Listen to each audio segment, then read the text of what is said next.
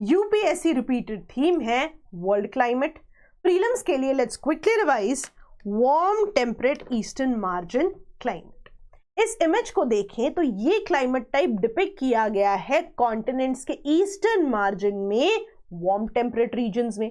इस climate type को समझने के लिए इसके तीनों वेरिएंट्स को पढ़ना पड़ेगा, China type of climate, gulf type of climate और सदर्न हेमिस्फीयर में इसको रेफर किया है as Natal type of climate.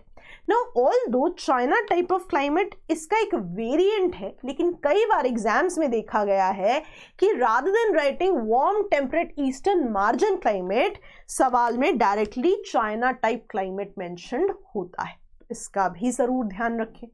अब पहले variant China type of climate की बात करें तो यहाँ पे बेसिक्स की बात करें तो जब भी लैंड और वाटर बॉडी इनके प्रॉपर्टीज के कंपैरिजन की बात होती है तो हम पढ़ते हैं कि लैंड बहुत जल्दी हीट होता है, बहुत जल्दी कूल होता है as compare to water body.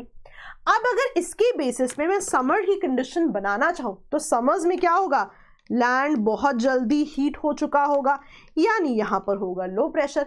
इसके कंपैरिजन में वाटर बॉडी इतनी हीटेड नहीं होगी, कोल्ड होगी, यानी हाई प्रेशर। हवा कैसे मूव करेगी, हाई टू लो, यानी कि इंटेंस हीटिंग की वजह से यहां पे लो प्रेशर बन गया। अब हवा जब high pressure to low pressure move कर रही है, हम इस एयर स्ट्रीम को रेन बियरिंग कह रहे हैं। रेन बियरिंग कह रहे हैं क्योंकि ये मॉइस्चर लेकर जा रही है, वहां जाकर मॉइस्चर शेड करेंगी। वहीं अगर हम विंटर्स की कंडीशन को बनाएं, अब लैंड बहुत जल्दी कूल भी होगा, यानी यहां पर हाई प्रेशर। इसके कंपैरिजन में water body would be warm, low pressure. अब हवा दोबारा हाई टू लो मूव करेगी। तो बेसिकली इंटीरियर से क्या हो रहा है कि अब जो एयर स्ट्रीम आ रही है, जो हवा आ रही है from high to low, winters की बात है, कोल्ड होगी। हवा लैंड से आ रही है, यानी मॉइस्चर तो बहुत ज्यादा नहीं होगा, ड्राई होगी।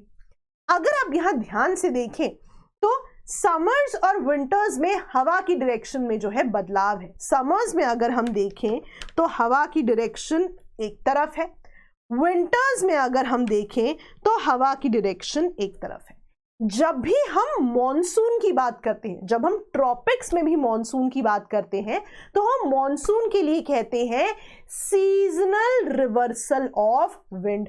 यहां ध्यान दें तो सीजन बदल रहा है, एक बार हमने समर की बात की, एक बार हमने विंटर की बात की। अच्छा, विंड्स की डायरेक्शन में भी रिवर्सल है, एक बार विंड की डायरेक्शन इस तरफ है, एक बार विंड की डायरेक्शन इस तरफ है। तो कहीं ना कहीं कंपैरिजन तो किया जा सकता है मॉनसूनल कैरेक्टरिस्टिक से।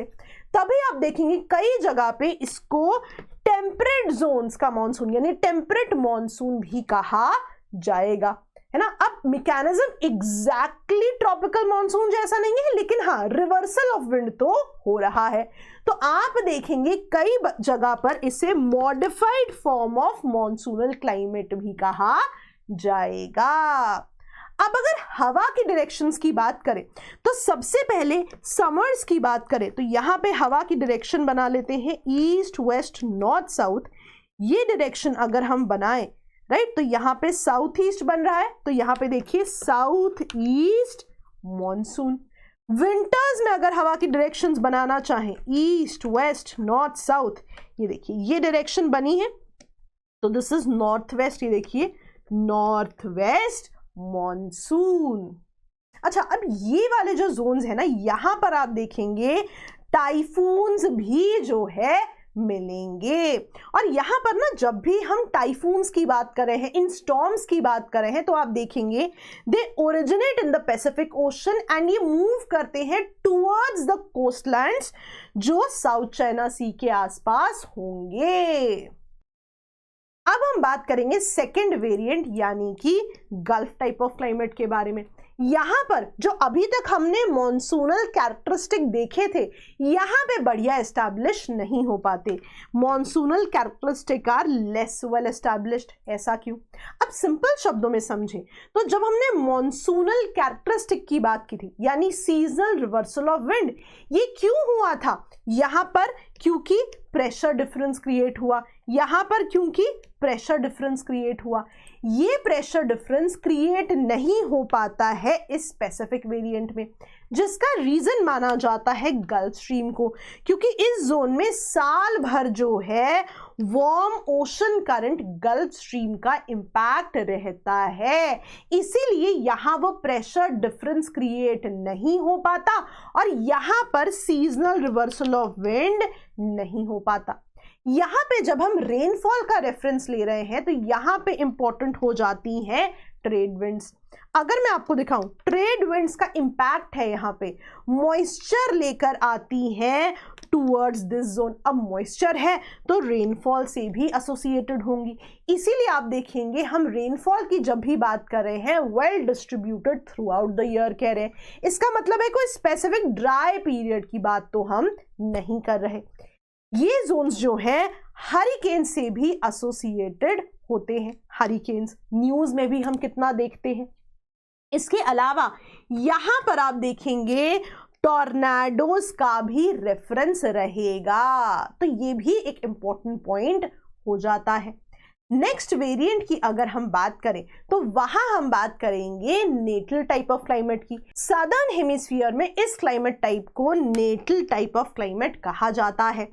यहां पर बेसिक्स की बात करें तो नॉर्दर्न हेमिस्फीयर में हमें पता है लैंड ज्यादा होता है, सदर्न हेमिस्फीयर में हमें पता है वाटर या ओशन ज्यादा होते हैं।